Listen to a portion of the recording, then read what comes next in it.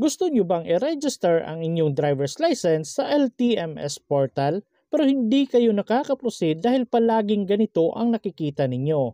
The professional driver's license or the driver's license you have entered has been registered. Kung yan po ang problema ninyo, samahan nyo ko kasi ituturo ko sa inyo kung paano ma-resolve yan. Kaya tara, samahan nyo ko at panoorin natin ang video na to.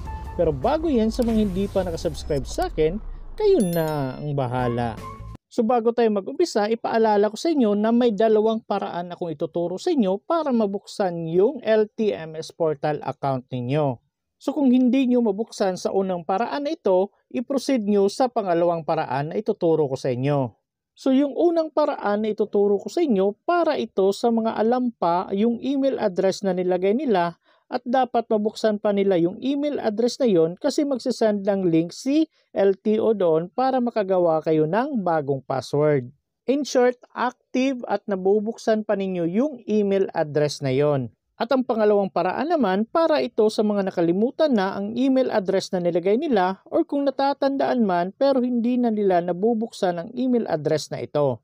So panoorin nyo ng buo ang video na to. Kung hindi gagana sa unang paraan, I'm sure na sa pangalawang paraan gagana na po talaga yan. So unang gagawin natin, punta lang tayo sa mga search engine na ginagamit natin kagaya sa akin Google Chrome at pagkatapos i-type lang natin ang LTO portal. And then hanapin at i-click lang natin itong LTMS portal. Itong under ng portal.lto.gov.ph. And then mapupunta na tayo dito sa LTMS portal account. So dito may pagpipilian tayo kung register now or login. At dahil meron na tayong account sa LTO portal pero nakalimutan lang natin yung client ID natin or yung password natin, kaya i-click lang natin itong login. At mapupunta na tayo dito sa paglalagay ng LTO client ID number or yung email address. So for example, natatandaan niyo yung email address niyo, pwede niyo ilagay dyan. Pero kung nakalimutan niyo yung password, yun ang problema. So i-click lang natin itong forgot password. At mapupunta na tayo dito sa paglalagay ng email address or LTO client number. So for example, alam niyo yung LTO client number ninyo pero hindi niyo na alam yung email address at hindi niyo na nabubuksan yung email address na yon, useless pa rin. So hindi kayo makaka-proceed. So kagaya ng sabi ko kanina, dapat alam niyo yung email address ninyo at dapat active pa ito at nabubuksan pa ninyo kasi magsasend ng link si LTO doon.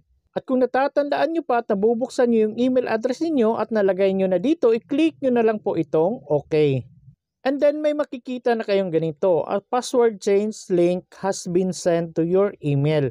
So, ibig sabihin niya, nag-send na sila ng link doon sa email address na nakaregister sa inyong LTO account. Kaya nga palagi kong inuulit sa inyo na dapat active at nabubuksan pa ninyo yung email address na yun kasi magsasend sila ng link doon.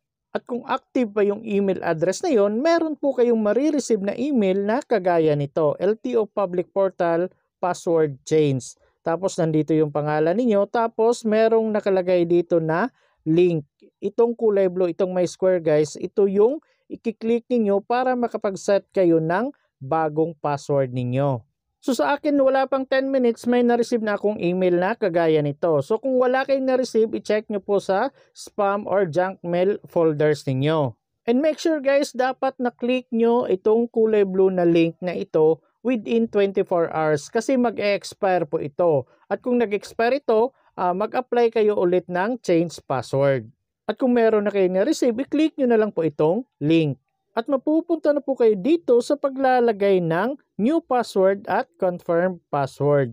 So dapat daw yung password na ilalagay ninyo ay minimum of 8 characters. Dapat may isang letra at isang number.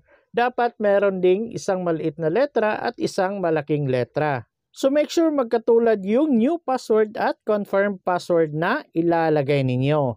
At kung okay na kayo dyan, dapat i-screenshot nyo para hindi nyo talaga makalimutan or isulat nyo sa papel. At kung okay na, i-click nyo na po itong set password for login. At pagkatapos may makikita po kayong ganito, your account has been verified and confirmed. So ibig sabihin yan, okay na po yung pag-change ninyo ng password. At dito sa baba makikita nyo na po yung LTO client number ninyo. So make sure matatandaan nyo na po yung LTO client number ninyo. Pwede nyo pong i-screenshot yan or isulat nyo sa papel. At pagkatapos dito sa baba, ilagay nyo na po yung password na bagong gawa ninyo kanina. At pagkatapos kung okay na, i-click nyo na po itong sign in. So ganun lang kadali guys at makakapasok na kayo sa inyong LTO account online. So dito marami na kayong magagawa. Pero kung hindi nyo alam yung email address niyo at hindi nyo na nabubuksan, punta na tayo sa pangalawang paraan. So para sa pangalawang paraan, kailangan nyo na talagang pumunta sa pinakamalapit na LTO branch sa inyong lugar.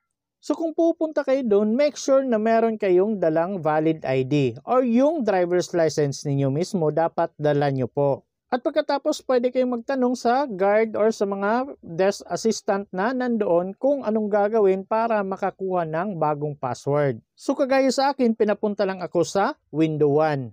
And then pumunta ako sa window 1 tapos sinabi ko kung ano yung kukunin ko tapos hiningan lang nila ako ng driver's license or yung valid ID. At pagkatapos ng mga 5 minuto kasi wala namang masyadong tao, tinawag na yung pangalan ko. At pagkatapos binigyan nila ako ng papel na katulad nito.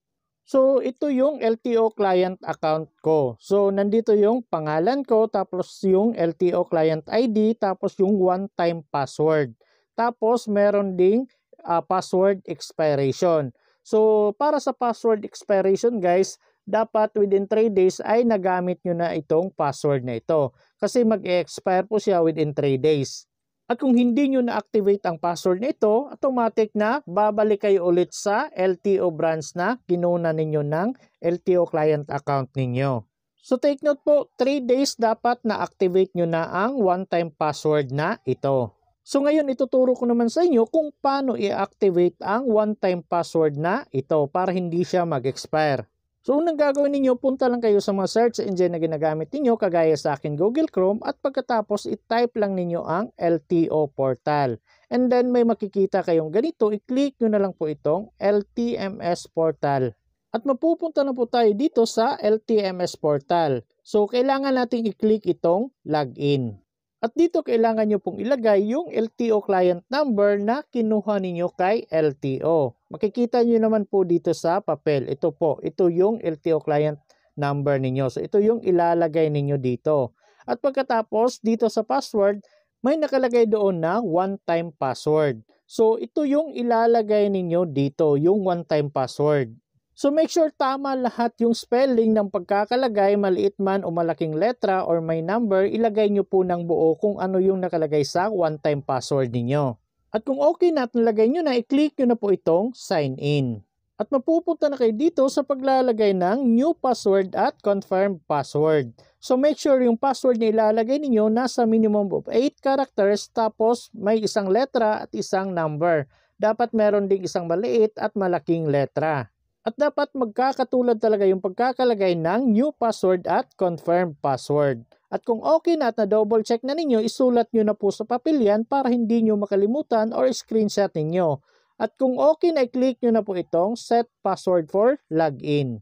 And then meron na kayong makikitang ganito, your account has been verified and confirmed. So automatic na napalitan yung password ninyo. So dito sa baba, ilagay nyo po ulit yung LTO client number ninyo. Yung binigay kay LTO kasi permanent nyo na pong magagamit yon.